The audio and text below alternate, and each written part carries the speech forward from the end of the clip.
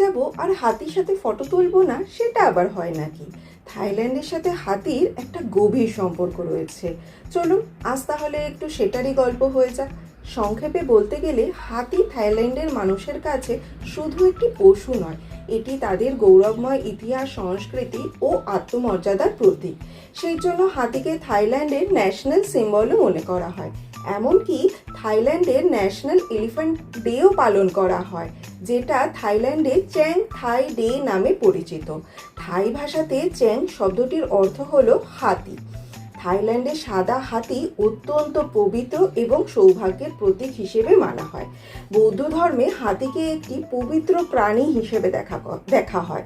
বিশ্বাস করা হয় যে গৌতম বুদ্ধের মা রানী মায়া দেবী তার গর্ভধারণের আগে স্বপ্নে একটি সাদা হাতি দেখেছিলেন।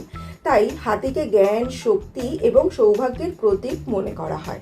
থাইল্যান্ডের ইতিহাসে হাতির গুরুত্ব এতটাই বেশি ছিল যে 1917 সাল পর্যন্ত থাইল্যান্ডের জাতীয় পতাকায় একটি সাদা হাতির ছবি ছিল। বর্তমানে থাইল্যান্ডের পর্যটন শিল্পে হাতি একটি বড় আকর্ষণ। তাই আপনারাও যদি থাইল্যান্ড গিয়ে থাকেন, অবশ্যই হাতির সাথে ফটো তুলতে ভুলবেন না কিন্তু। আবার দেখা হবে নতুন কোনো গল্পের সাথে। টাটা।